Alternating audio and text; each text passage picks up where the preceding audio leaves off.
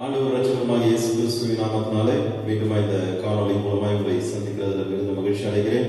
இந்த நாளிலும் கூட நாம் தேவ சமூகத்தில் ஒன்றிணைந்து கர்த்தரை நாம் ஆராதிப்போம். வீடுகளில் இருக்கிற நீங்களும் எங்களோடு கூட சேர்ந்து தேவனை ஆராதிக்க ஒருமனப்படுங்கள். கர்த்தர் உங்களோரையும் ஆசீர்வதிப்பாராக.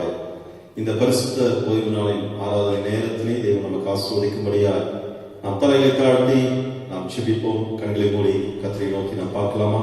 செபிப்போம். ஹalleluya.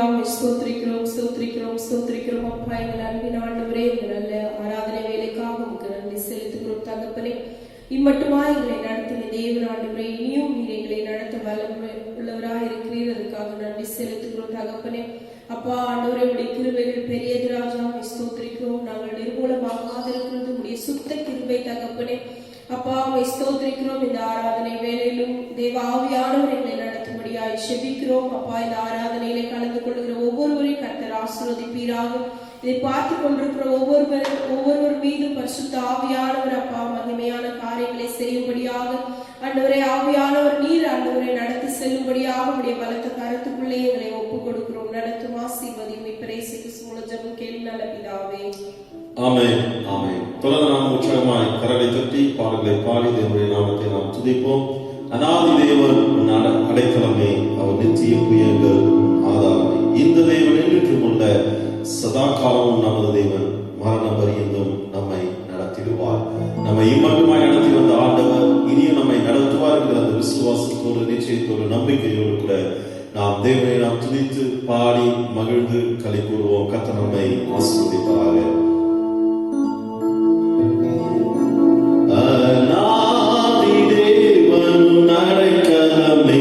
அவர் நித்திய புயங்களும் ஆதாரமே.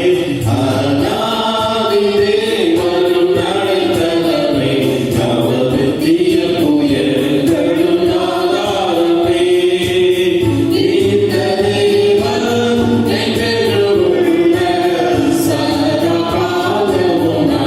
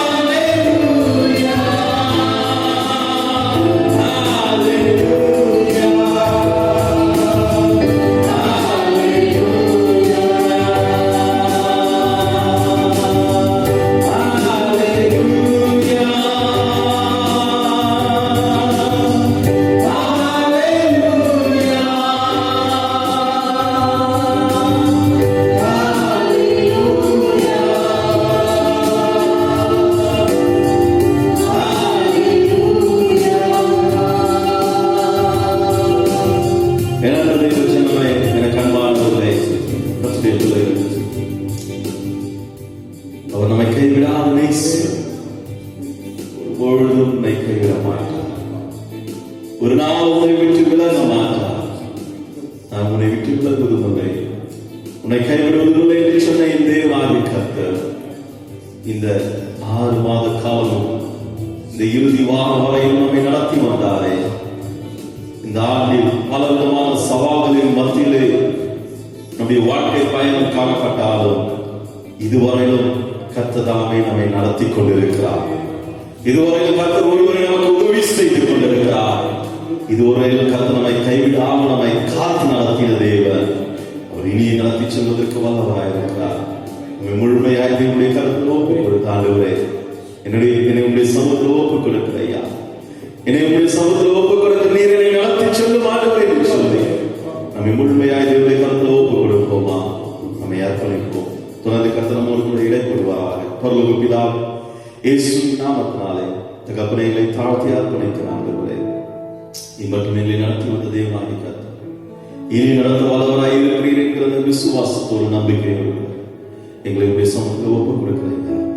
தொடர்ந்து இந்த காலங்களில் எங்களோடு நீர் பேசு, உங்களுடைய வார்த்தையினால் எங்களை நிரப்பும், எங்களை வழி நடத்தும். தகப்பனே, ஆமென், ஆமென். கர்த்தருடைய பரிசுத்த நாமம் மகிமைப்படுவதாக. இந்த நாளிலும் கூட மத்தியில் கர்த்தருடைய வார்த்தைகளை பகிர்ந்து கொள்ளும்படியாக தேவன் பாராட்டின கிருபைகளுக்காக நான் கர்த்தரை ஸ்தோத்திரிக்கிறேன். கர்த்தர் இதனாலே நம்மோடு கூட இடைப்படுவாராக. தேவ சமூகத்தில் நம்மை அர்ப்பணித்து நம்மை ஒப்புக் கொடுப்போம். கர்த்தர் இதனாலே நம்மோடு கூட பேசுவாராக. வேதத்திலிருந்து ஒரு பகுதியை நாம் வாசிக்கலாம். 2 கொரிந்தியர் 1 அதிகாரம் 8வது வசனத்திலிருந்து 11வது வசனம் வரையிலும் அப்போஸ்தலனாகிய பவுல் கொரிந்தியர் சபைக்கு எழுதுகிறதான சில காரியங்களை இந்த காலங்களிலே நாம் வாசித்து தியானிக்கலாம்.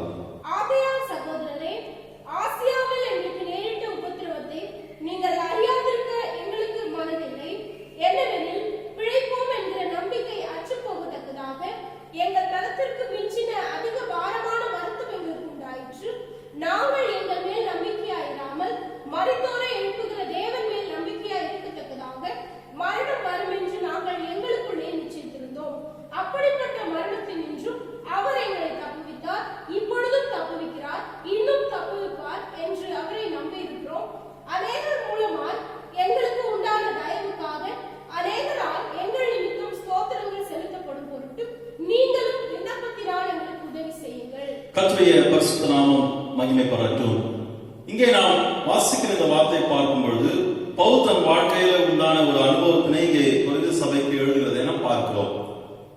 ஒரு நெருக்கத்தின் சூழ்நிலையிலே கர்த்தர் எங்களை தப்புவித்தார், தப்புவிக்கிறார், இனியும் தப்புவிப்பார் என்று தேவன் செய்த கிரியைகளை குறித்து அவர் பேசுகிறதை பார்க்கலாம். மரணத்திற்கு ஏதுவான ஒரு நெருக்கம், அது மரணத்திற்கு ஏதுவான ஒரு சூழ்நிலையின் சவாலை நாங்கள் சந்திக்க நேரிட்டது.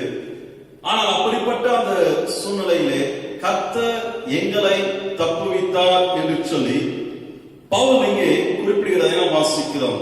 பிரியமான தேவ ஜனமே, கண்பானவர்களே, ஆசியாவில் எங்களுக்கு நேரிட்ட உபத்திரவத்தை நீங்கள் அறியாதிருக்க எங்களுக்கு மனதில் சொல்லி சொல்றார்கள். என்னவெனில், நாங்கள் பிழைப்போம் என்கிற நம்பிக்கை அற்று போகத்தக்கதாக எங்களுக்கு நிச்சயமே இல்லைங்க. நாங்கள் ஜீவனோடு கூட இருப்போம், நாங்கள் இந்த பிரச்சனையிலிருந்து வெளியில வருவோம், இல்ல நாங்கள் உயிரோடு இருப்போம் என்று சொல்லி எங்களுக்கு நிச்சயம் இல்லாத ஒரு நிலை அது. அப்படிப்பட்ட நிச்சயமற்ற ஒரு காலகட்டத்தில், நிச்சயமற்ற ஒரு சூழ்நிலையில, நிச்சயமற்ற ஒரு நேரத்தில் ஆண்டவர் எங்களை தப்புவித்தார் என்று சொல்லி இங்கே பவுல் குறிப்பிடுகிறதை நாம் வாசிக்கிறோம். எங்கள் பலத்துக்கு மிஞ்சின அதிக பாரமான வருத்தம் எங்களுக்கு உண்டாயிற்று. இன்றைக்கும் நம்முடைய வாழ்க்கையில ஒவ்வொருடைய வாழ்க்கை குறித்து சாட்சி சொல்லணும்னா, இன்றைக்கு விசேஷமா இந்த ஆண்டிலே நாம் கடந்து சென்று கொண்டிருக்கிற பாதை மிகவும் நெருக்கத்தின் பாதையாய் காணப்படுகிறது. உலகம் முழுவதுமாய் இன்றைக்கு இந்த கொள்ளை நோயின் பாதிப்பினாலே அநேகர் பாதிக்கப்பட்டு வேதனையில வாழ்ந்து கொண்டிருக்கிறதை நாம் பார்க்க முடிகிறது. நாமும் அந்த வேதனையில சிக்கி தவித்துக் கொண்டிருக்கிற ஒரு நிலைதான் இன்றைக்கு உண்டாகி கொண்டிருக்கிறது. ஆனா இந்த சூழ்நிலையில இந்த 2020 ஆண்டவர் இதுவரையிலும் நம்மை தப்புவித்து வந்திருக்கிறார். இந்த 6வது மாத கடைசி வாரம் வரையிலும் கர்த்தர் நம்மை தப்புவித்திருக்கிறார். அவர் இனியும் தப்புவிக்க வல்லவராயிருக்கிறார். அல்லேலூயா. இதுவரை நம்மை தப்புவித்தார், அவர்தான் தப்புவிக்கிறார், இனியும் தப்புவிக்க வல்லவராயிருக்கிறார். கர்த்தருடைய நாமம் மகிமைப்படுவதாக. கர்த்தர் நல்லவராயிருக்கிறார். அப்போ நாங்கள் நம்பிக்கை அற்று இருந்த அந்த நேரத்துல எங்கள் ஆண்டவர் எங்களை தப்புவித்தார், நம்முடைய தேவன் நம்மை தப்புவித்தார் என்று சொல்லி இங்கே பவுல் அறிக்கை எடுக்கிறதை நாம் வாசிக்கிறோம். 2 கொரிந்தியர்ல 3வது அதிகாரத்தை நீங்க வாசிப்பீங்கன்னு சொன்னா 5வது வசனம் விதமாய் சொல்லுகிறது, எங்களால் ஏதாயிலும் ஆகும் என்பது போல ஒன்றையும் யோசிக்கிறதற்கு நாங்கள் எங்களாலே தகுதியானவர்கள் அல்ல. எங்களுடைய தகுதி தேவனால் உண்டாயிருக்கிறது. இதுவரையிலும் எங்களால எதுவுமே நடக்கலைங்க, இது தேவனால் உண்டானது. இந்த காலவெளியிலே இந்த வார்த்தையை கேட்டுக்கொண்டிருக்கிற அன்பு தேவ ஜனமென கண்பானவர்களே, இன்றைக்கு நீங்களும் நானும் நிற்பது தேவனுடைய சுத்த கிருபையாய் இருக்கிறது. இதெல்லாம் நம்முடைய பலத்தினால் அல்ல, நம்முடைய திறமையினால் அல்ல, நம்முடைய தகுதியினால் அல்ல, இது தேவனால் உண்டானது என்று சொல்லக்கூடிய ஒரு நிலையில்தான் நீங்களும் நானும் காணப்பட்டுக் கொண்டிருக்கிறோம். அப்படிதான் நாம் சொல்லுகிறவர்களாய் காணப்பட வேண்டும். கர்த்தருடைய பரிசுத்த நாமம் மகிமைப்படுவதாக. இங்கே நாம் வாசிக்கிற அந்த 1ஆம் அதிகாரம் 8வது வசனத்துல, ஆகையால் சகோதரர், ஆசியாவில் எங்களுக்கு நேரிட்ட உபத்திரவத்தை நீங்கள் அறியாதிருக்க எங்களுக்கு மனதில் என்னவெனில் பிழைப்போம் என்கிற நம்பிக்கை அற்று போகத்தக்கதாக. இன்றைக்கு உங்க நம்பிக்கை அற்று போகத்தக்கதாக ஒரு நிலை காணப்பட்டுக் கொண்டிருக்கிறதா? இன்றைக்கு உங்க நம்பிக்கையெல்லாம் அற்று போய் காணப்படுகிறதா? நாளைய தினத்தை குறித்த பலவிதமான கேள்விகள் நிறைந்த ஒரு குழப்பத்தின் மத்தியிலே வாழ்ந்து கொண்டிருக்கிறீர்களா? ஒருவேளை இந்த செய்தியை கேட்டுக்கொண்டிருக்கும் போது உங்க சிந்தனையில பல கேள்விகள் ஓடிக்கொண்டிருக்கிறதா? என்ன செய்யறது, எப்படி பண்றது, இது என்னவாய் முடியும், எங்க போய் இத நான் சொல்லுவேன், யாரிடத்துல நான் போய் கேட்பேன், யாரிடத்துல எனக்கு உதவி வரும் என்று சொல்லி பல கேள்விகள் உங்கள் சிந்தனையில ஓடிக்கொண்டிருக்கிறதா? இன்றைக்கு நம்பிக்கையற்ற ஒரு நிலையில் காணப்படலாம். ஆனால் பவுல் சொல்கிறார், எங்களை தப்புவித்தார், இப்பொழுது அவர் எங்களை தப்புவிக்கிறார், இனியும் அவர்களை தப்புவிக்க வல்லவராயிருக்கிறார். அல்லேலூயா. அவர்களை தப்புவித்தார், இப்பொழுது அவர் எங்களை தப்புவிக்கிறார், இனியும் தப்புவிக்க வல்லவராயிருக்கிறார். என் அன்பு தேவ பிள்ளைகள் என கண்பானவர்களே, உங்களையும் என்னையும் அழைத்தவர் அவர் மாறாதவராயிருக்கிறார். நம்மை அழைத்த தேவன் அவர் நேற்றும் இன்றும் என்றும் மாறாத தேவனாயிருக்கிறார். ரோமருக்கு எழுதின நிருபம் 4வது அதிகாரத்தை நாம் வாசிக்கும் பொழுது அங்கே ஆபிரகாமுடைய வாழ்க்கையை குறித்து நாம் வாசிக்கிறோம். பவுல் ஆபிரகாமை குறித்து அங்கே எழுதுகிறார். ஆபிரகாம் தன் சரீரம் செத்து போனதை எண்ணாமல், தன்னுடைய சரீரம் முழுவதுமாய் செத்து போயிடுச்சு, வயசாயிடுச்சு, ஆனாலும் தேவன் வாக்கு பண்ணினதை நிறைவேற்ற வல்லவராய் இருக்கிறார் என்பதனை முழு நிச்சயமாய் நம்பி, தன் சரீரம் செத்து போயிடுச்சு, சாராளுடைய கர்ப்பம் செத்து போனதை எண்ணாதிருந்தான் என்று வாசிக்கிறோம். 19வது வசனத்தை வாசிப்போமானால், அவன் விசுவாசத்திலே பலவீனமாய் இருக்கவில்லை, அவன் விசுவாசத்திலே பலவீனமாய் இருக்கவில்லை, அவன் ஏறக்குறைய 100 வயதுள்ளவனாய் இருக்கையில் தன் சரீரம் செத்து போனதையும் சாராளுடைய கர்ப்பம் செத்து போனதையும் எண்ணாதிருந்தான். அதை பத்தி யோசிக்கவே இல்லை. அதை எண்ணாதிருந்தான். எண்ணாதிருந்து 21வது வசனத்துக்கு நீங்க வந்துட்டீங்கன்னா, தேவன் வாக்குத்தத்தம் பண்ணினதை நிறைவேற்ற வல்லவராய் இருக்கிறார் என்று முழு நிச்சயமாய் நம்பி பவுல் சொல்றாரு, நாங்க தப்புவிக்கப்பட்டோம், அவர்களை தப்புவிக்கிறார், இனி அவர்களை தப்புவிப்பார் என்று சொல்லி நாங்கள் நம்பிக்கையாய் இருக்கிறோம். ஆபிரகாமுடைய வாழ்க்கையிலும் இங்கே அந்த உறுதியை நாம் காண முடிகிறது. ஆபிரகாம் ஆண்டவரை முழு நிச்சயமாய் நம்பினதுனால சரீரம் செத்து போன அந்த சூழ்நிலையிலும், சாராளின் கர்ப்பம் செத்து போன அந்த நிலையிலும், வாக்கு பண்ணப்பட்ட அந்த வாக்கு தத்தத்தை ஆபிரகாமுடைய கண்கள் காணும்படியாய் தேவனை நம்பியிருந்த மனுஷனை தேவன் வெட்கப்படுத்தாமல் தம்முடைய வல்லமையை விலக பண்ணினதை நாம் பார்க்க முடிகிறது. அல்லேலூயா. என் அன்பு தேவ பிள்ளைகள், என கண்பான தேவ ஜனமே, இன்றைக்கு உன் நம்பிக்கை யார் பேரில் இருக்கிறது? உன் நம்பிக்கை எங்கே இருக்கிறது? மனுஷரிடத்திலேயா அல்லது பொருட்கள் மேலேயா? உன் நம்பிக்கை எதை சார்ந்து இருக்கிறது? உன்னிடத்தில் இருக்கிற பணத்தை வைத்தா, அல்லது உன்னிடத்தில் இருக்கிற செல்வங்களை வைத்தா, உன்னிடத்தில் இருக்கிற பொருட்களை வைத்தா? கர்த்தருடைய பரிசுத்த நாமம் மகிமைப்படுவதாக. எரேமியா தீர்க்கதரிசி 17வது அதிகாரம், எரேமியா 17வது அதிகாரம் 5வது வசனத்திலிருந்து நாம் வாசிக்கும் பொழுது, மனுஷன் மேல் நம்பிக்கை வைத்து மாம்சமானதை தன் புயபலமாக்கிக் கொண்டு கர்த்தரை விட்டு விலகுகிற இருதயம் உள்ள மனுஷன் சபிக்கப்பட்டவன் என்று கர்த்தர் சொல்லுகிறார். 6வது வசனத்திலிருந்து தொடர்ச்சியாக நாம் அங்கே வாசிக்கிற வேளையில, அவன் அந்தரவெளியில் கடலையாய் போன செடியைப் போலிருந்து நன்மை வருகிறதை காணாமல் வனாந்திரத்தின் வறட்சியான இடங்களிலும் குடியில்லாத ஓர் நிலத்திலும் தங்குவான். கர்த்தர் மேல் நம்பிக்கை வைத்து கர்த்தரை தன் நம்பிக்கையாக கொண்டிருக்கிற மனுஷன் பாக்கியவான். கர்த்தர் மேல் நம்பிக்கை வைத்து கர்த்தரை தன் நம்பிக்கையை கொண்டிருக்கிற மனுஷன் பாக்கியவான். எப்படி அவன் பாக்கியவானாய் இருப்பான்? தொடர்ந்து வருகிற வசனத்துல ரொம்ப அழகாய் அவர் சொல்லுகிறார். அவன் தண்ணீரண்டை நாட்டப்பட்டதும் கால்வாய் ஓரமாக தன் வேர்களை விடுகிறதும் உஷ்ணம் வருகிறதை காணாமல் இலை பச்சையாய் இருக்கிறதும் மழை தாட்சியான வருஷத்தில் வருத்தமின்றி தப்பாமல் கனி கொடுக்கிறதுமான மரத்தை போல் இருப்பான். எல்லாவற்றை பார்க்கிறோம் இருதயமே திருக்குள்ளதும் மகா கேடுள்ளதுமாய் இருக்கிறது. அதை அறியத்தக்கவன் யார்? கர்த்தராகிய நானே ஒவ்வொருவனுக்கும் அவனும் வழிகளுக்கும் செய்கைகளின் பலனுக்கும் தக்கதை கொடுக்கும்படிக்கு இருதயத்தை ஆராய்கிறவரும் உள்ளிந்திரியங்களை சோதிக்கிறவருமாய் இருக்கிறேன். கர்த்தருடைய நாமம் மகிமைப்படுவதாக. கர்த்தரை நம்பிக்கையை கொண்டிருக்கிற மனுஷன் பாக்கியவான். அவனுடைய வாழ்க்கையில எப்படிப்பட்ட ஆசீர்வாதத்தை ஆண்டவர் பிரதிபலிக்க செய்வார் என்றால், அவன் வறண்ட நிலையை செழிப்பாய் மாற்றுகிறார். அவனுடைய வறண்ட வாழ்க்கையை செழித்துவங்க செய்கிறார். பிரியமான தேவ ஜனமே, கண்பானவர்களே, அவன் தண்ணீரையில் நாட்டப்பட்டதும் கால்வாய் ஓரமாய் தன் வேர்களை விடுகிறதும் உஷ்ணம் வருகிறதை காணாமல் இலை பச்சையா இருக்கிறதும் மழை தாட்சியான வருஷத்தில் வருத்தமின்றி தப்பாமல் கனி கொடுக்கிறதுமான மரத்தை போல் இருப்பான். இன்றைக்கு உங்க வாழ்க்கை தேவனை சார்ந்து இருக்குமானால், தேவனை நம்பி இருக்குமானால், ஒருவேளை உலகம் முழுவதுமாய் ஒரு வறண்ட நிலை காணப்படலாம். உலகம் முழுவதுமாய் வெறுமை நிறைந்த ஒரு சூழ்நிலை காணப்படலாம். உலகம் முழுவதுமாய் பயமுறுத்துகிற ஒரு அந்த காலத்தின் நிலை காணப்படலாம். ஆனால் கர்த்தரை நம்புகிற மனுஷனை ஆண்டவர் ஒருபொழுது வெட்கப்படுத்தவே மாட்டார். அல்லேலூயா.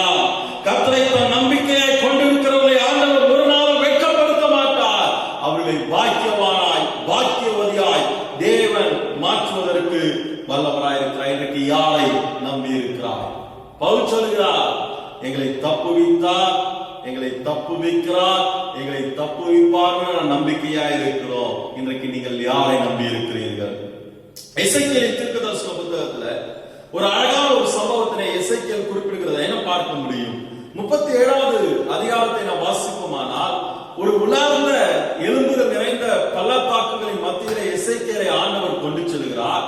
அங்கே கடந்து சென்ற எசேக்கியேல் அங்கே எசேக்கியேலை கொண்டு சென்று ஆண்டவர் எசேக்கியேலை பார்த்து கேட்கிறார், இந்த உலர்ந்த எலும்புகள் உயிரடையுமா? பிரியமான தேவ ஜனமே, கண்பானவர்களே, உலர்ந்து போய் காய்ந்து போய் இருக்கிறதான அந்த எலும்புகளை தேவனுடைய வார்த்தை வெளிப்பட்ட பொழுது அங்கே அந்த உலர்ந்த எலும்புகள் உயிர் அடைந்ததை நாம் பார்க்க முடியும். எசேக்கியேலை பார்த்து கேட்கும் பொழுது அவர் சொல்றாரு, ஆண்டவரே, அதை நீ அறிவீர். 2வது வசனத்திலிருந்து வாசிப்போமானால், என்னை அவைகளின் அருகே சுற்றி நடக்க பண்ணினார். இதோ பள்ளத்தாக்கின் வெட்டுவெளியிலே அந்த எலும்புகள் மகா திரளாய் கிடந்தது. அவைகள் மிகவும் உலர்ந்ததுமாய் இருந்தது. அவர் என்னை நோக்கி, மனுபுத்திரனே, இந்த எலும்புகள் உயிரடையுமா என்று கேட்டார். அதற்கு நான், கர்த்தராகிய ஆண்டவரே, தேவரீர் அதை அறிவீர் என்றேன். அப்பொழுது அவர், நீ இந்த எலும்புகளை குறித்து தீர்க்க தரிசனம் உரைத்து அவைகளை பார்த்து சொல்ல வேண்டியது என்னவென்றால், உலர்ந்த எலும்புகளே, கர்த்தருடைய வார்த்தையை கேளுங்கள். உலர்ந்த எலும்புகளே, கர்த்தருடைய வார்த்தையை கேளுங்க. கர்த்தராகிய ஆண்டவர் இந்த எலும்புகளை நோக்கி, இதோ நான் உங்களுக்குள் ஆவியை பிரவேசிக்க பண்ணுவேன். நான் உங்களுக்குள்ள ஆவியை பிரவேசிக்க பண்ணி அப்பொழுது உயிரடைவீர்கள். நீங்க உயிரடையும்படியாய் நான் செய்ய போகிறேன். அல்லேலூயா. உங்களுக்குள்ளாக ஒரு உயிர் வீழ்ச்சியை நான் கொடுக்க போகிறேன்.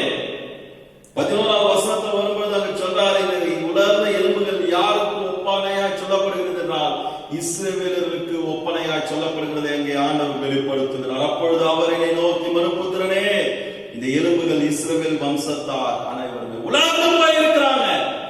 இதோ அவர்கள் எலும்புகள் உலர்ந்து போயிடுச்சு, எங்கள் நம்பிக்கை அற்று போயிடுச்சு, நாங்கள் அறுப்புண்டு போகிறோம் என்கிறார்கள். நம்பிக்கை இல்லாம இருக்கிறோம் என்று சொல்லி தவித்துக் கொண்டிருக்கிறாங்க. நம்பிக்கை அற்று போன ஒரு நிலையிலே வேதனையில வாழ்ந்து கொண்டிருக்கிறாங்க.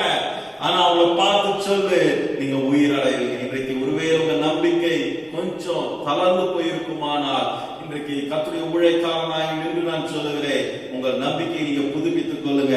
கர்த்தர் மேல உங்க நம்பிக்கை இருக்கும் பொழுது கர்த்தர் உங்களை உயிர்ப்பிப்பதற்கு தேவன் வல்லவராய் இருக்கிறார். அல்லேலூயா. உங்க வாழ்க்கையில நீங்கள் திரும்பவும் உயிர்ப்பிக்கப்படுவதற்கு ஆண்டவர் வல்லவராய் இருக்கிறார். 14வது வசனத்தை வாசிக்கும் போது, நாமே உங்களுக்குள் வைப்பேன், நீங்கள் உயிரடைவீர்கள்.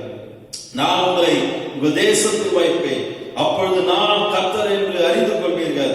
இதை சொன்னேன், இதை செய்வேன் என்று கர்த்தர் உரைக்கிறார் என்று சொல் என்றார். இதை நான் சொன்னேன், இதை நான் செய்வேன். இந்த சத்தத்தை கேட்டுக்கொண்டிருக்கிற அன்பு தெய்வ பிள்ளையே, எனக்கு அன்பான தெய்வ ஜனமே, இன்றைக்கு உங்க வாழ்க்கையில உன் நம்பிக்கை தேவனிடத்தில் இருக்கிறதா என்பதை முதலாவது ஆராய்ந்து பார். நீ யாரை நம்பி இருக்கிறாய்? பவுல் சொன்னார், மரணத்திற்கு ஏதுவான ஒரு நிலை உண்டானது, மரணத்திற்கு ஏதுவான ஒரு சூழ்நிலை எங்கள் வாழ்க்கையில வந்தது. நாங்கள் பிழைப்போம் என்கிற நிச்சயம் இல்லாத ஒரு நிலைக்கு நாங்கள் கடந்து வந்தோம். அப்படிப்பட்ட ஒரு சூழ்நிலையை எங்களை அவர் தப்புவித்தார், அவர் தப்புவிக்கிறார், அவர் எங்களை தப்புவிக்க வல்லவராய் இருக்கிறார்.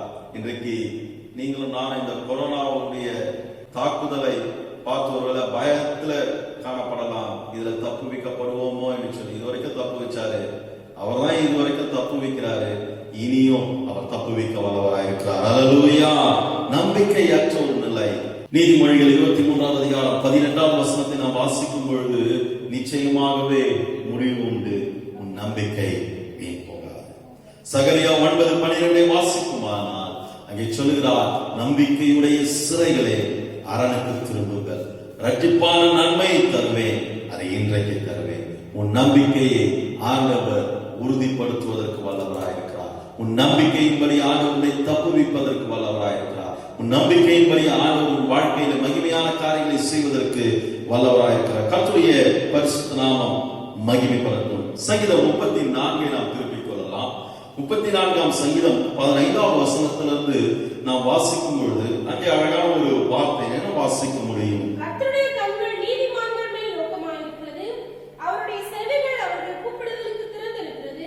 தீமை செய்கிறவர்களுடைய பேரை பூமியில் இராமல் அற்றுப்போக பண்ண கர்த்தருடைய முகம் அவர்களுக்கு விரோதமாயிருக்கிறது. நீதிமான்கள் கூப்பிடும் பொழுது கர்த்தர் கேட்டு அவர்களை அவர்களுடைய எல்லா உபத்திரவங்களுக்கும் நீங்களாக்கி விடுகிறார். நொறுங்குண்ட இருதயம் உள்ளவர்களுக்கு கர்த்தர் சமீபமாயிருந்து நறுங்குண்ட ஆவியுள்ளவர்களை ரட்சிக்கிறார். நீதிமானுக்கு வரும் துன்பங்கள் அநேகமாயிருக்கும், கர்த்தர் அவைகள் எல்லாவற்றிலும் நின்று அவனை விடுவிப்பார். கர்த்தருடைய நாமம் மகிமைப்படுவதாக. கர்த்தருடைய கண்கள் நீதிமான்கள் மேல் நோக்கமாயிருக்கிறது, அவருடைய செவிகள் அவர்கள் கூப்பிடுதலுக்கு திறந்திருக்கிறது. அன்பு தேவ ஜனமே, அன்பானவர்களே, ஆண்டவர் நம்மை கூப்பிடுதலுக்கு பதில் கொடுப்பதற்கு வல்லவராயிருக்கிறார். நீதிமான்கள் மேல் நோக்கமாயிருக்கிறது என்று சொல்லி இங்கே சங்கீதக்காரன் சொல்லுகிறார். பவுல் சொல்றாரு, எங்களை தப்புவித்தார், எங்களை தப்புவிக்கிறார், இனியும் தப்புவிக்க வல்லவராய் இருக்கிறார் என்று சொல்லி நாங்கள் நம்பிக்கையா இருக்கிறோம். அந்த நம்பிக்கை மாத்திரம் எங்களுக்கு இருக்கிறதுனால நாங்கள் தப்புவிக்கப்படல. அதோடு கூட இன்னொரு காரியத்தையும் அங்கே எழுதுகிறார். 11வது வசனம் 2 கொரிந்தியர் 1வது அதிகாரத்துல, அநேகர் மூலமாய் எங்களுக்கு உண்டான தயவுக்காக அநேகரால் எங்கள் நிமித்தம் ஸ்தோத்திரம் செலுத்தப்படும் பொருட்டு நீங்கள் விண்ணப்பத்தினால் எங்களுக்கு உதவி செய்யுங்கள். நீங்கள் விண்ணப்பத்தினால் எங்களுக்கு உதவி செய்யுங்கள். எங்கள் நம்பிக்கை மாத்திரம் எங்களை காப்பாற்றாது, அந்த நம்பிக்கையோடு கூட உங்களுடைய ஜபம் எங்களுக்கு அவசியமானதா இருக்கிறது. நம்பிக்கை மாத்திரம் எங்களுக்கு இருந்தா போதாது, ஆண்டவரை தப்புவிப்பார் அப்படின்ற ஒரு நம்பிக்கை இருந்தா மாத்திரம் போதாது, அதோடு கூட என்ன இருக்கணுமா? ஜபம் இருக்கணும். இன்றைக்கு உங்க வாழ்க்கை தேவனுடைய வார்த்தையை விசுவாசித்து நம்பிக்கையோடு கூட நீங்க காத்திருக்கிறீங்க. கர்த்தர் எனக்கு உதவி செய்வார், கர்த்தர் என்னை காப்பாற்றுவார், கர்த்தர் என்னை தப்புவிப்பார், கர்த்தர் என்னை விடுதலையாக்குவார். உண்மைதான், நிச்சயம்தான். ஆனா அந்த நம்பிக்கை மாத்திரம் இருந்தா போதாது, அந்த நம்பிக்கையோடு கூட எந்த அளவுக்கு நாம் ஜெபத்திலே தரித்திருக்கிறோம். அதைதான் இந்த 34ஆம் சங்கீதத்துல 15வது வசனத்துல இருந்து சொல்லப்படுகிற அந்த வார்த்தை நீங்க வாசிக்கும் பொழுது அதை நாம் அறிந்து கொள்ள முடியும். கர்த்தருடைய கண்கள் நீதிமான்கள் மேல் நோக்கமாயிருக்கிறது, அவருடைய செவிகள் அவர்கள் கூப்பிடுதலுக்கு திறந்திருக்கிறது. தீமை செய்யக்கூடிய பேரை பூமியில் இராமல் அச்சு போக பண்ண கர்த்தருடைய முகம் அவர்களுக்கு விரோதமாக இருக்கிறது. நீதிமான் கூப்பிடும் பொழுது கர்த்தர் கேட்டு அவர்களை அவர்களுடைய எல்லா உபத்திரவங்களுக்கும் நீங்களாக்கி விடுகிறார். நொறுகுண்ட இருதயம் உள்ளவர்களுக்கு கர்த்தர் சமீபமாயிருந்து நறுகுண்ட ஆவி உள்ளவர்களை ரட்சிக்கிறார். நீதிமானுக்கு வரும் துன்பம் அநேகமாய் இருக்கும், கர்த்தர் அவைகள் எல்லாவற்றிலும் நின்று அவனை விடுவிப்பார். எப்பொழுது அவனை விடுவிப்பார்? எப்பொழுது அவைகள் எல்லாவற்றிலும் அவனோடு கூட இருந்து அவன் விடுதலையாக்கப்படுவான் என்று சொன்னால், தேவனை நோக்கி அவன் கூப்பிடுகிறதுனால, அந்த நம்பிக்கையோடு கூட தேவனை நோக்கி அவன் கூப்பிடுகிற வேளையில கர்த்தர் துணை நின்று அவனை விடுதலையாக்குவார் என்று சொல்லி சங்கீதக்காரன் ரொம்ப அழகா இந்த காரியத்தினை அவர் குறிப்பிடுகிறதை நாம் பார்க்க முடியும்.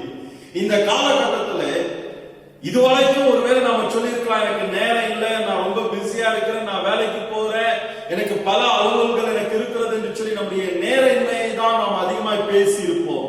இன்றைக்கு அதிக நேரம் நமக்கு கொடுக்கப்பட்டிருக்கிறது. அந்த நேரங்களிலே நாம் எந்த அளவுக்கு நாம் அதிகமாய் தேவனுக்கு நாம் அந்த நேரங்களை எடுத்திருக்கிறோம், தேவ சமூகத்துல எந்த அளவுக்கு நாம் நம்முடைய நேரங்களை நாம் கொடுத்திருக்கிறோம், தேவ சமூகத்துல எந்த அளவுக்கு நாம் நம்முடைய நேரங்களை நாம் பயன்படுத்தி இருக்கிறோம், ஜெபத்திலே நாம நேரத்தை செலவழித்து இருக்கிறோம் என்பதனை நாம் ஆராய்ந்து பார்க்க வேண்டும். என கண்பான தேவ பிள்ளைகள், என கண்பானவர்களே, நம்பிக்கை மாத்திரம் நம்முடைய வாழ்க்கையில் விடுதலை கொண்டு வராது.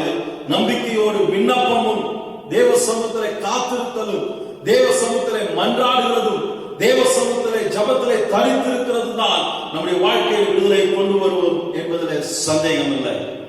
அப்போஸ்தலர் நடபடிகள் 12ஆம் அதிகாரம் 5வது வசனத்தை நாம் வாசிக்கும் பொழுது, அங்கே பேதுரு சிறைச்சாலையிலே காக்கப்பட்டிருக்கையில் சபையார் அவனுக்காக தேவனை நோக்கி ஊக்கத்தோடு ஜெபம் பண்ணினார்கள் என்று வாசிக்கிறோம். ஜெபம் விடுதலை கொண்டு வந்தது. யாக்கோபின் நிருபம் 5வது அதிகாரம் 16வது வசனத்திலிருந்து நாம் வாசிப்போமானால் அங்கே ஜெபத்தை குறித்து சொல்லப்படுகிற வார்த்தை நாம் பார்க்க முடியும். நீங்கள் சொஸ்தமடையும்படிக்கு உங்கள் குற்றங்களை ஒருவருக்கொருவர் அறிக்கையிட்டு ஒருவருக்காக ஒருவர் ஜெபம் பண்ணுங்கள். நீதிமான்கள் செய்யும் ஊக்கமான வேண்டுதல் மிகவும் பலனுள்ளதாக இருக்கிறது. எலியா என்பவன் நம்மை போல பாடுள்ள பாடுள்ள மனுஷனாய் இருந்து மழை பெய்யாதபடிக்கு கருத்தாய் ஜெபம் பண்ணினான். அவன் ஜெபத்தின் பலனாய் 3 வருஷம் 6 மாதம் பூமியில் மழை பெய்யவில்லை. மறுபடியும் ஜெபம் பண்ணினான். வானம் திறக்கப்பட்டது. ஒரு அல்லேலூயா சொல்லலாமே. அல்லேலூயா. நாம் ஜெபிக்கிற ஜெபத்தின் விளைவாக இயற்கைக்கு அப்பாற்பட்ட ஒரு தேவ வல்லமையை கர்த்தர் நம்முடைய வாழ்க்கையில் வெளிப்படுத்துவதற்கு வல்லவராய் இருக்கிறார். நம்பிக்கை மாத்திரம் அல்ல, நம்பிக்கையோடு விண்ணப்பத்தின் ஆவி நம்மை ஆளுகை செய்ய வேண்டும். இன்றைக்கு ஜெப வாழ்க்கை எப்படி இருக்கிறது? இப்பொழுது ஜெபம் நம்முடைய வாழ்க்கையில எந்த நிலையிலே காணப்படுகிறது என்பதை நாம் ஆராய்ந்து பார்க்க வேண்டும். ஏசாயா தீர்க்கதரிசி சொல்லுகிறார், 62வது அதிகாரம் 6வது வசனத்தை நாம் வாசிக்கும் பொழுது, எருசலேமே உன் மதில்களின் மேல் பகல் முழுவதும் ராம் முழுவதும் ஒரு காலமும் மௌனமாயிராத ஜாமக்காரனை கட்டளையிடுகிறேன். கர்த்தரை பிரஸ்தாபம் பண்ணுகிறவர்களே, நீங்கள் அமெரிக்கையாய் இருக்கலாகாது. நீங்கள் அமெரிக்கையாய் இருக்கலாகாது. 7வது வசனம், அவர் எருசலேமை ஸ்திரப்படுத்தி சீர்படுத்தி பூமியிலே அதை புகழ்ச்சியாக்கும் வரைக்கும் நீங்கள் சும்மா இருக்க விடாதீங்க. 8வது வசனம் வாசிக்கும் பொழுது, இனி நான் உன் தானியத்தை உன் சத்துருக்களுக்கு ஆகாரமாக கொடேன், உன் பிரயாசத்தினாகிய உன் தானியத்தை அந்நிய புத்திரர் குடிப்பதும் இல்லை என்று கர்த்தர் தமது வலது கரத்தின் மேல் தமது வல்லமையுள்ள புயத்தின் மேலும் ஆணையிட்டார். எருசலேமே மதில்கள் மேல் பகல் முழுவதும் ராமன் ஒரு காலம் மௌனமாயிராத ஜாமக்காரரை கட்டளையிடுகிறேன். ஜாமக்காரருடைய வேலை என்ன? பட்டணத்தை பாதுகாக்கிற வேலை. இன்றைக்கு உன் குடும்பத்தை பாதுகாக்கிற வேலை உன் கையில தான் இருக்கிறது. இந்த சத்தத்தை கேட்டுக்கொண்டிருக்கிறேன் அன்பு தெய்வ பிள்ளை, எனக்கு அன்பானவர்களே. இன்றைக்கு நம்மை, நம்முடைய குடும்பத்தை, நம்முடைய பட்டணத்தை, நம்முடைய பகுதியை பாதுகாக்கிற வேலையை நம்ம கையில தான் ஆண்டவர் கொடுத்திருக்கிறார். அதற்காக நம்ம எந்த அளவுக்கு நாம் தீவிரமாய் செபித்துக் கொண்டிருக்கிறோம். இன்றைக்கு பார்வை கொண்டிருக்கிற இந்த கொள்ளை நோயின் தாக்குதலிலிருந்து நம்மை மாத்திரமல்ல, நம்முடைய குடும்பத்தை மாத்திரமல்ல, நம்முடைய பட்டணத்தை மாத்திரமல்ல, நம்முடைய தேசத்தையும், இந்த உலகம் முழுவதும் தேவனுடைய பாதுகாப்பின் மீட்பு உண்டாகும்படியாக எந்த அளவுக்கு நாம் இதற்காக செபித்துக் கொண்டிருக்கிறோம். ஒவ்வொரு ஆவிக்குரிய மனுஷனுடைய ஜப வாழ்க்கையின் நிலையை நாம் ஒவ்வொரு பகுதியாக பிரித்து பார்க்க முடியும். ஒரு வேத பண்டிதர், ஜப வீரர், அவர் சொல்லுகிறதான சில ஜப நிலைகளை உங்களுக்கு முன்பாக நான் அதை காண்பிக்க வாஞ்சிக்கிறேன்.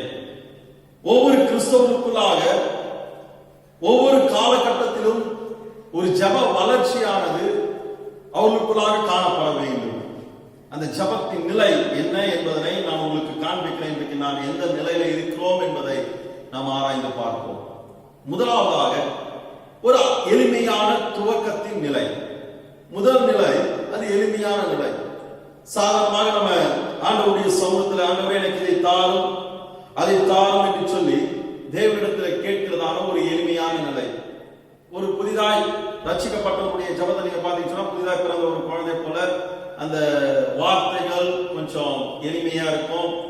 அதுல ரொம்ப வசனங்கள் இருக்காது.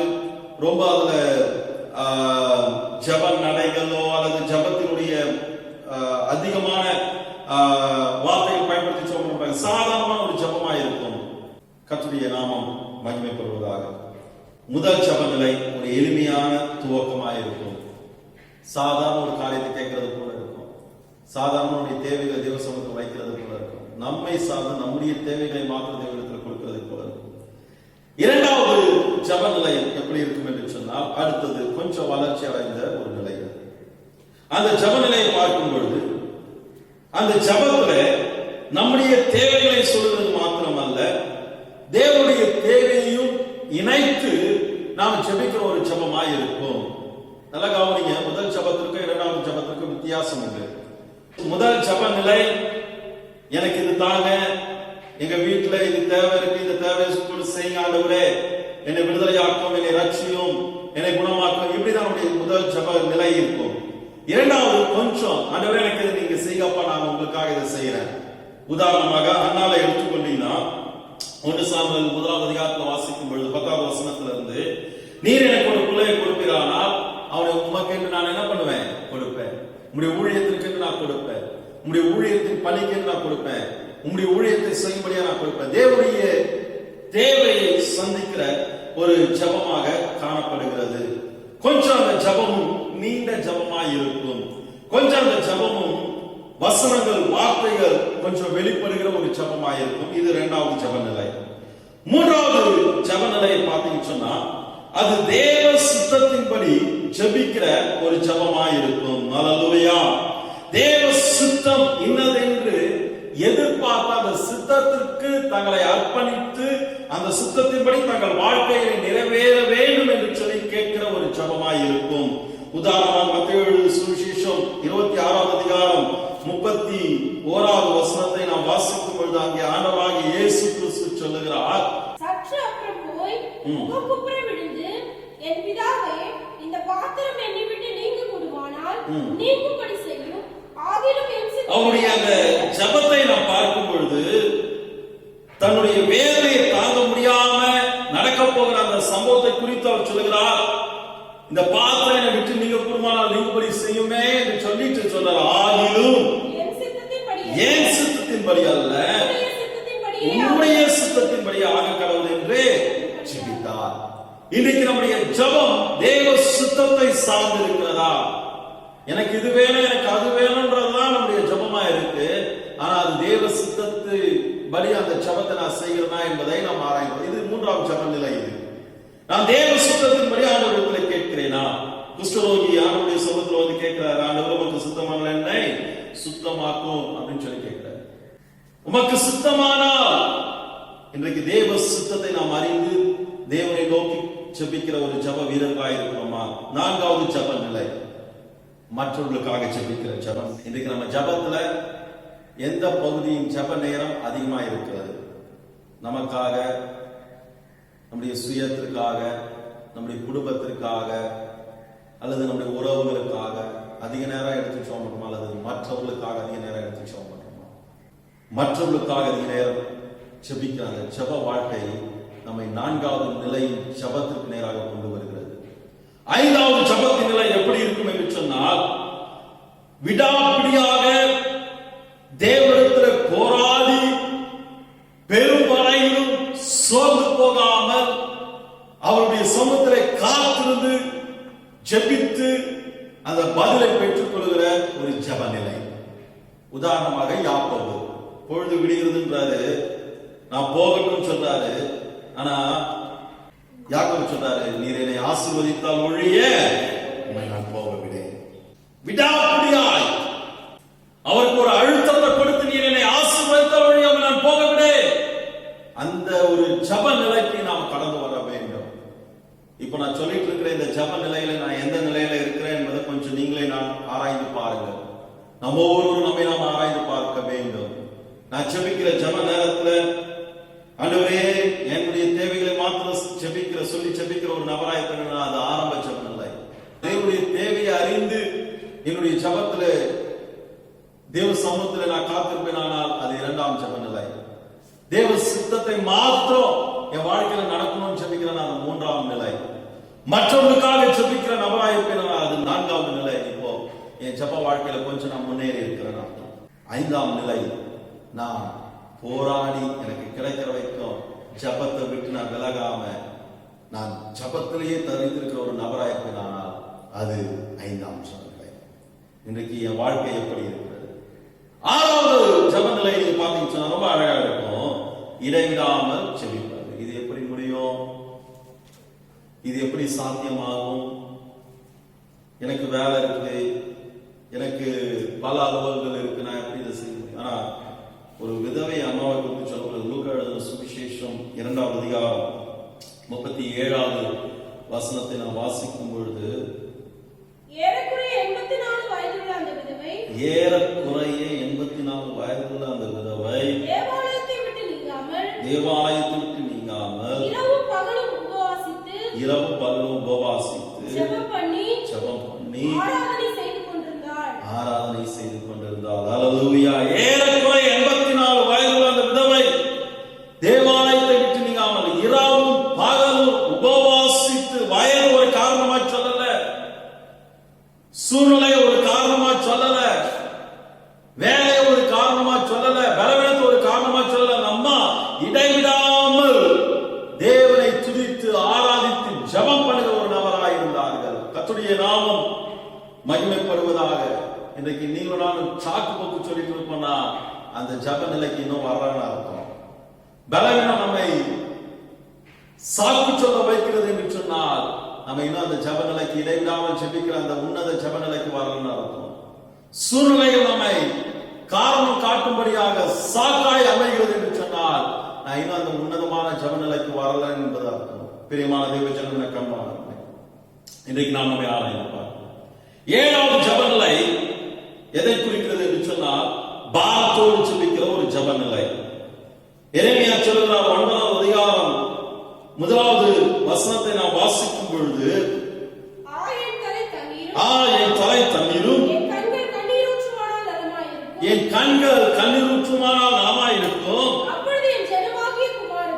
அப்பொழுது என் ஜனமாகிய குமாரத்தி கொலையுண்டவர்கள் கொடுத்தது நிமித்தம் நான் இரவும் பகலும் பாரத்தோடு நான் ஜெபிப்பேனே. பாரத்தோடு ஜெபிக்கிற அந்த நிலை. என் அன்பு தேவ பிள்ளை, எனக்கு அன்பான தேவ ஜனமே, நமக்குள்ளாக அந்த பாரம் உண்டாகிறதா? ஜெபத்துல அழிந்து கொண்டிருக்கிற ஆத்மாக்களை குறித்த பாரம், நம்ம உறவுகளை குறித்த பாரம், நம்முடைய ரத்த பந்தங்களை குறித்த பாரம், இன்னும் ரட்சிக்கப்படலையே, இன்னும் அவர்கள் தேவனுடைய அன்பை ருசி பார்க்கவில்லையே, நமக்குள்ளாக அந்த பாரம் உண்டாகிறதா? எந்த அளவுக்கு நம்ம பாரப்பட்டு ஜெபம் பண்றோம்? நம்ம ஜபத்துல பாரம் இல்லைன்னா இன்னும் நான் குழந்தையா தான் இருக்கிறேன், இன்னும் நான் வளர்ச்சி அடையல, இன்னும் அந்த ஜப நிலைக்கு நான் வரல. பாரப்பட வேண்டும், மற்றவர்களுக்காக பாரப்பட வேண்டும், பாரப்பட்டு ஜெபிக்கிற அந்த ஜபம். 8வது ஜப நிலை லூக்கா சுவிசேஷத்துல 22வது அதிகாரம் 44வது வசனத்தை நாம் வாசிக்கும் பொழுது ஊக்கத்தோடு ஜெபிக்கிற ஒரு ஜப நிலைக்கு நாம் கடந்து வர வேண்டும். அவர் மிகவும் வியாகுலப்பட்டு அதிக ஊக்கத்தோட ஜெபம் பண்ணினார். அவர் மிகவும் வியாகுலப்பட்டு அதிக ஊக்கத்தோடு ஜெபம் பண்ணினார். அவருடைய வேர்வை இரத்தத்தின் பெருத்துளிகளாய் தரையிலே ஊக்கத்தோடு ஜெபம் பண்ணினார். அந்த ஜப நிலைக்கு நாம் கடந்து வரணுங்க. ஆண்டவராகிய இயேசு கிறிஸ்துவினுடைய ஜப வாழ்க்கை நமக்கு முன் உதாரணமாய் காணப்படுகிறது. எனக்கு என் ஜபம் ஊக்கத்தோடு கூட பாரத்தோடு கூட தீவிரமாய் ஜெபிக்கிற ஒரு நபராய் நான் இருக்கிறேனா? இறுதியாக நாம் எப்படி ஜெபிக்க வேண்டும் என்று சொன்னால் உரிமையோடு அதிகாரத்தோடு நாம் ஜெபிக்க வேண்டும்.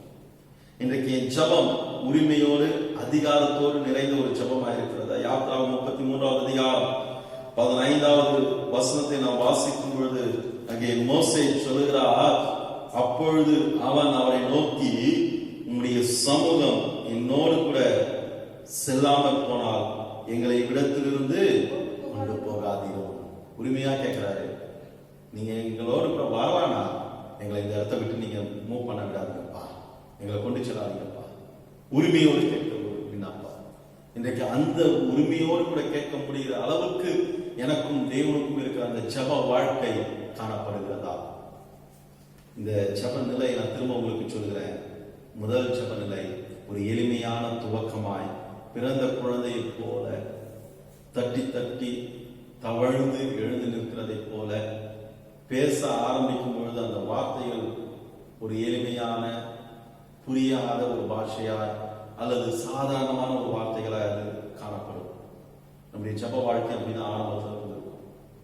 இன்னும் அப்படிதான் இருக்கிறேன்னா சிலரை குற்றப்படுத்துவதற்காக அல்ல, நாம் ஆராய்ந்து பார்க்கும்படியாக நான் சொல்லுகிறேன். சில நேரத்தில் ஜோமனை சொன்னா எனக்கு ஜோமனை தெரியாதுன்னு, ரட்சிக்கப்பட்டு எவ்வளவு நாளா சபைக்கு வரீங்க? அதுவா 10 வருஷமா 15 வருஷமா 20 வருஷமா? வருஷங்கள் நமக்கு கணக்கு இல்லைங்க. ஜப வாழ்க்கையில் எந்த அளவுக்கு நான் முன்னேறி இருக்கிறேன், ஜபத்தில் எந்த அளவுக்கு நான் மாறி இருக்கிறேன், ஜபத்தில் நான் எந்த அளவுக்கு வளர்ந்து இருக்கிறேன், என் வளர்ச்சி ஜபத்தில் தெரிகிறதா? கிடைக்க வரைக்கும் போராடி ஜபிக்கிற அந்த ஒரு ஒரு தீவிரம் நம்முடைய ஜபத்தில் காணப்படுகிறதா? சமீப நாட்களாக இந்த ஜபத்தை குறித்து அதிகமாய் தியானிக்க தேவனுக்கு கிருபை செய்தார். இன்றைக்கு நம்முடைய ஜப வாழ்க்கை எப்படி இருக்கிறது? முதல்ல ஒரு எளிமையான துவக்கமா இருக்கும். இன்னும் அப்படியேதான் என் வாழ்க்கை ஓடிட்டு இருக்கா? ஆவிக்குரிய நிலையில நான் வளராம இன்னும் அதே நிலையில தான் இருக்கிறேனா? ஒரு பிறந்த குழந்தை அதனுடைய வளர்ச்சியை வெளிப்படுத்தாம இன்னும் அதே குழந்தை நிலையிலே இருக்குமானால் அந்த குழந்தையை பார்த்து அதை பெற்றால் ஒரு நாள் சந்தோஷப்பட மாட்டாங்க, வேதனைப்படுவாங்க. இன்றைக்கு ஆண்டவர் உங்களை என்னை குறித்து சந்தோஷப்படுகிற நிலையில் நம்முடைய வாழ்க்கை ஆவிக்குரிய நிலையிலே ஜப ஜீவியத்திலே வளர்ச்சி அடைந்து இருக்கிறதா என்பதை நாம் ஆராய்ந்து பார்க்க வேண்டும். இரண்டாவது ஜப நிலை கொஞ்சம் அது வளர்ச்சி அடைந்த நிலை, அது தேவனுடைய ஆசையையும் தேவனுடைய நோக்கத்தையும் நிறைவேற்றக்கூடிய ஒரு ஜப நிலையா இருக்க வேண்டும். தேவனுடைய தேவையை அறிந்து அதையும் சேர்த்து ஜெபிக்கிற ஒரு ஜப நிலை. மூன்றாவது ஜப நிலை தேவனுடைய சித்தத்தை மாத்திரம் கேட்டு ஜெபிக்கிற ஒரு ஜபம். என் சித்தம் ஒரு நாள் அதுல இருக்காது.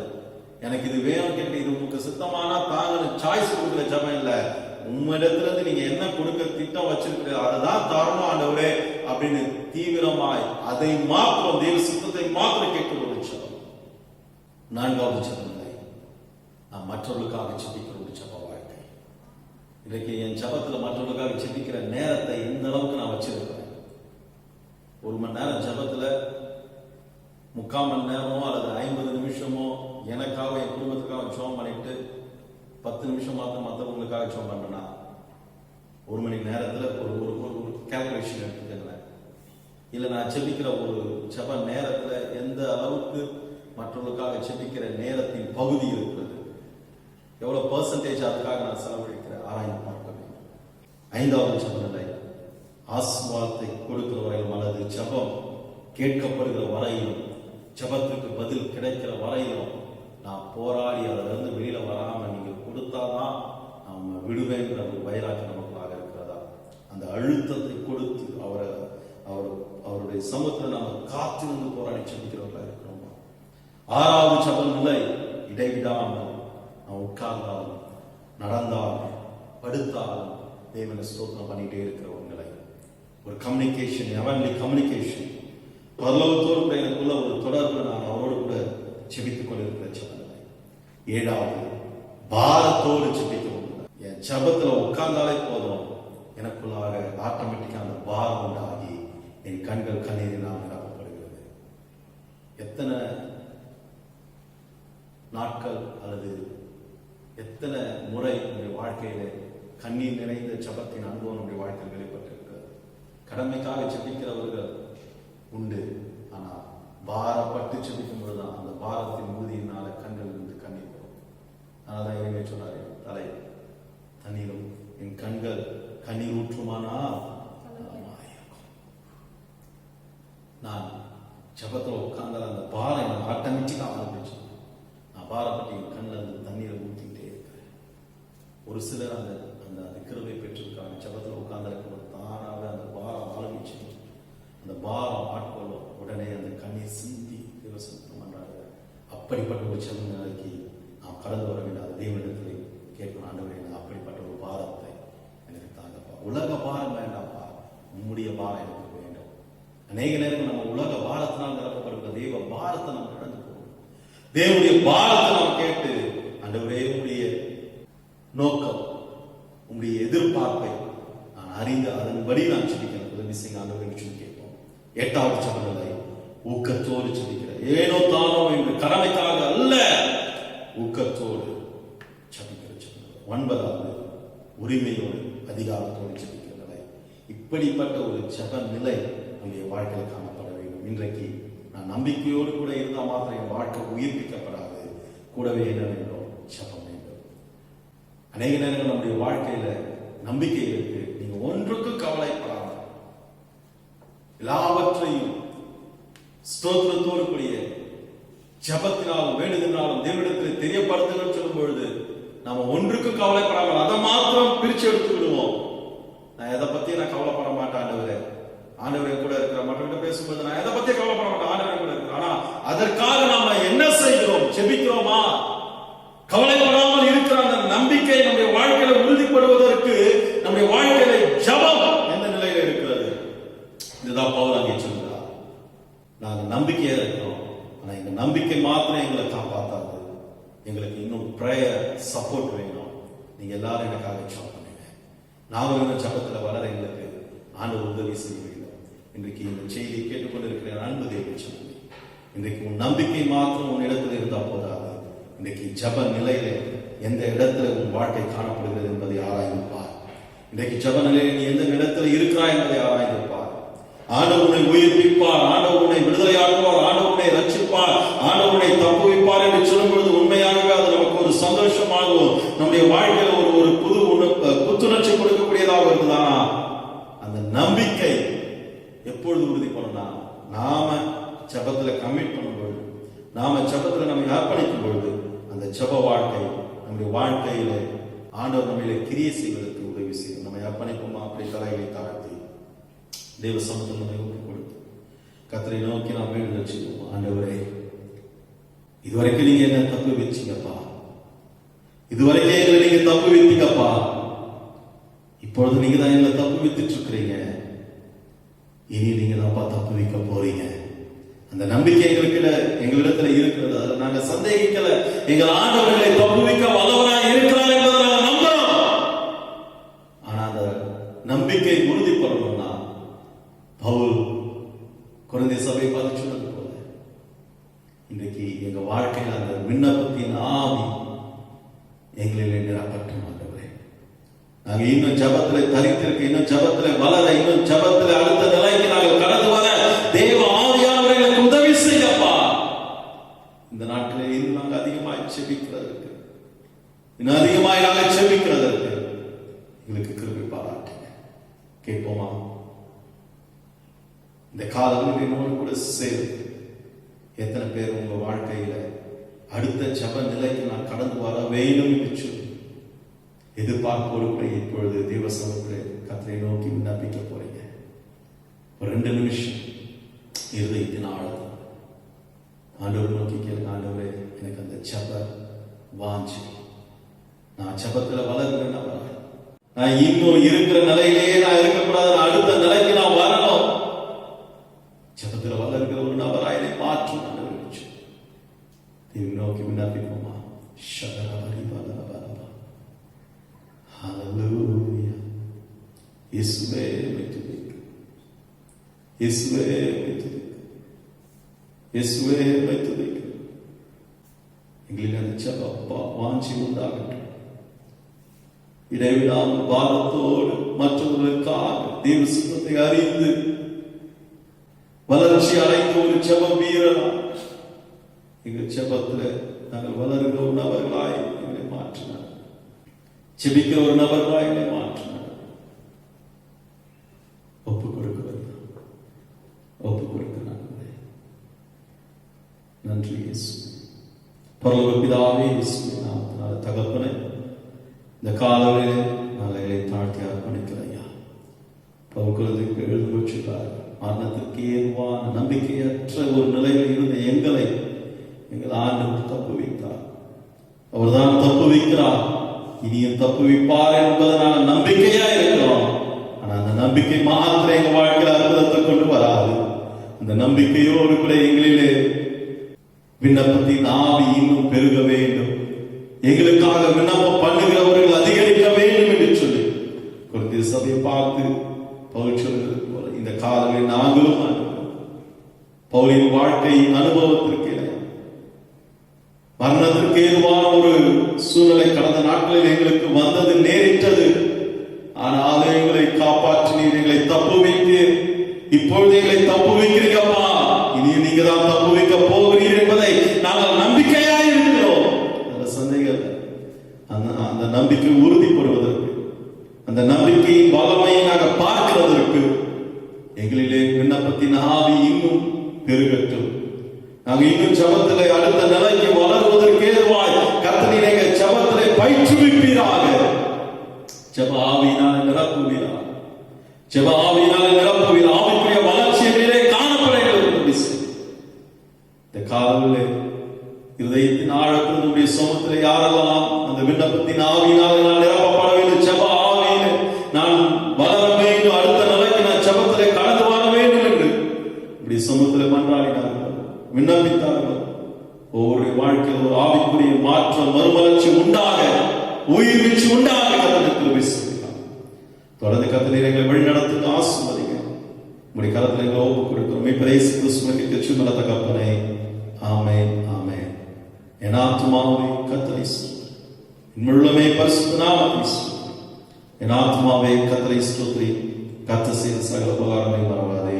ஆமென், ஆமென். நம்முடைய கர்த்தராகிய இயேசு கிறிஸ்துவின் கிருபை, பிதாவாகிய தேவனுடைய அன்பு, பரிசுத்த ஆவியானவருடைய அந்யோன்யம், ஐக்கியம், சந்தோஷம், சமாதானம், ஆறுதல், நன்மை, ஆசீர்வாதங்கள் இன்றும் என்றும் சதா காலங்களில் நம் அனைவரோடு கூட இன்றும் என்றும் தங்கியிருப்பதாக. ஆமென், ஆமென். கர்த்தர் தாமே உங்களை ஆசீர்வதிப்பாராக. God bless you. கர்த்தர் உங்களோடு கூட இருந்து